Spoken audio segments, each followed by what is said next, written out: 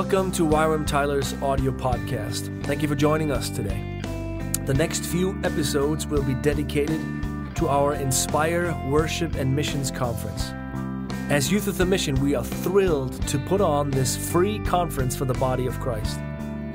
This conference is about entering His presence, enjoying His greatness, and engaging with His purposes for the nations. His victory will interrupt our cynicism.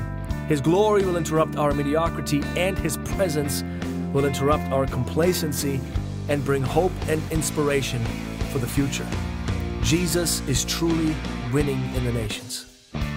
Again, thank you for tuning in to this podcast, and mark your calendars for March 7 through 8, 2014 for the Inspire Worship and Missions Conference with outreaches immediately following, focused on the urban centers of the United States. You don't want to miss this. For more information, go to ywaminspire.com.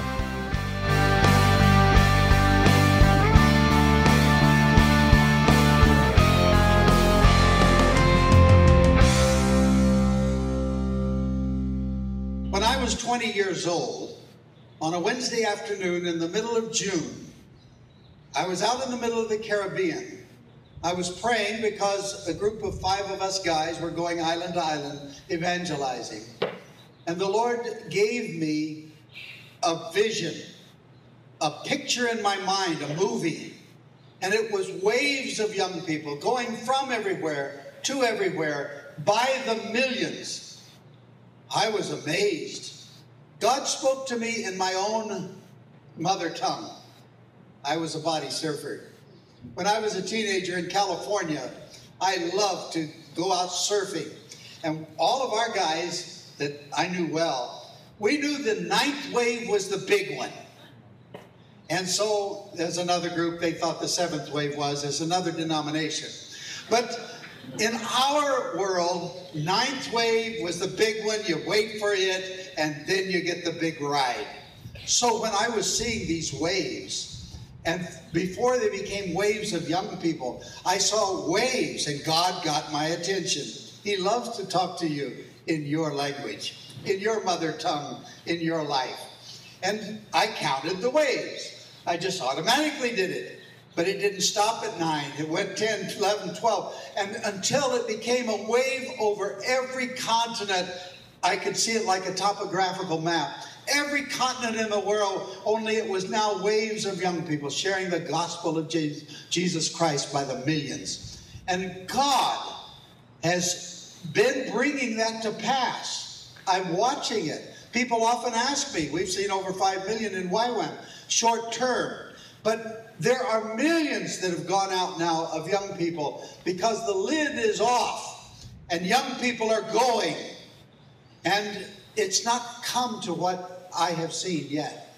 But I believe these next 7 years, we're going to see a mighty move of God growing. It started, and it started among you. And as it grows, it's increasing the kingdom of Jesus that will have no end to its increase. Isaiah tells us that in chapter 9. And as it is increasing, we're a part of it. We are that wave. But it's a wave of Jesus that is growing worldwide. And it all started with Jesus 2,000 years ago. He said, go into all the world.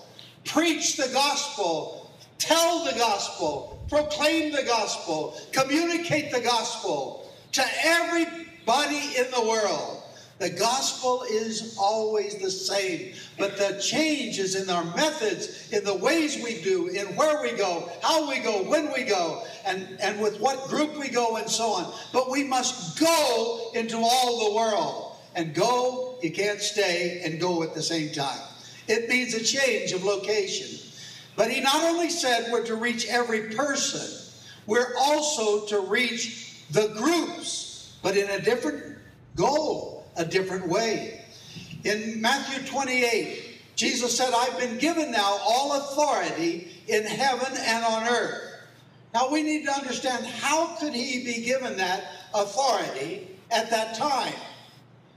You see, in the beginning, God not only created male and female, made them in the image of God, But he said, be fruitful, multiply, and fill the earth, and then subdue it. Then manage it.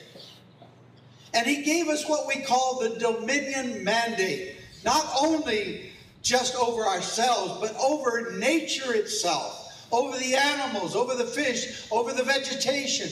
And he's given us something to take care of. And Paul says in Romans chapter 8, that even nature is groaning for its adoption. And we must do what God said originally. But whenever we began to sin as a people, then a chunk at a time of our authority was given to Satan as a counterfeit, yes, for him, but it was really our domain, our dominion, our authority.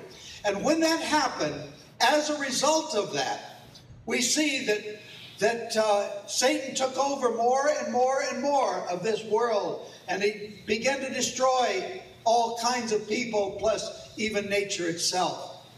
We need to understand that God will keep his covenant with the people when he makes it. But who was going to be perfect? Who could really receive that? Who could please him? Jeremiah 27:5 says this, that God is saying it, I have made the earth, the men and the beasts that are on the face of the earth, by my great power, by my outstretched arm, and I will give it to the one who pleases me. None of us could please him. We fell short. We sinned, came short of the glory of God.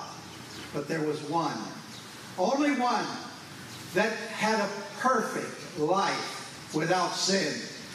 And at his baptism, the Father said, this is my beloved Son, in whom I'm well pleased. He's the same one that God said to in Psalms chapter 2, verse 8. In verse 7, it says it's his Son. Verse 8, he says, ask of me, Son, I'll give you the nations as your inheritance, the ends of the earth as your possession.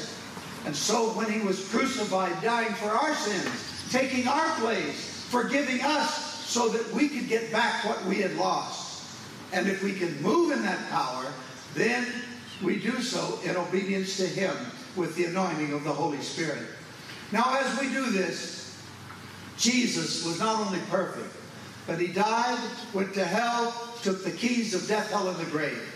And then God highly exalted him above every name. That at the name of Jesus, every knee would bow, every tongue confess to Christ, who is the glory of the Father, and who turns and gives the glory back to God. As he does this, God says to him, you have all authority. And you have all authority in heaven and on earth. Wow. And yet we know that in heaven he still bears the scars of the nail prints and the riven side. But as we see him getting all of that authority, he said to you and me, now go and disciple all nations. Now that's different than every individual getting the gospel. That's the discipleship. And we have to do both. You walk on two legs, not just one. You don't hop, you walk. And the church, the people of God, the kingdom of God people, they walk on two legs. Evangelizing, discipling, evangelizing, discipling. We have to do both. Some do one maybe in particular. Another does another. And another does Mercy Ministries out of Matthew 25, the beginning of verse 35 to 44. There, you see, we're to take care of the food, drink, clothing, shelter, health care, and visit the prisoners to the ones that can't do it for themselves. And so as we do those things, we are obeying God. But Jesus said, go. And for preaching the gospel, expect, for if you believe, the signs to follow you. And if you go and disciple nations, he says, baptize them. Baptizo, as you'll hear from David Hamilton. It's to soak. That word is soak. It's not an easy baptism that we do as a witness, but it's one of soaking by how? In the name of the Father, Son, and Holy Spirit, by teaching all his commandments to the nations. And as we begin to teach, not protest, not do other things, but begin to disciple by teaching. Then he is with us, and we will see the fulfillment of his great commission. So go into all the world. That's God's command. Through Jesus Christ that he said, Jesus said, now you go and I'll be with you.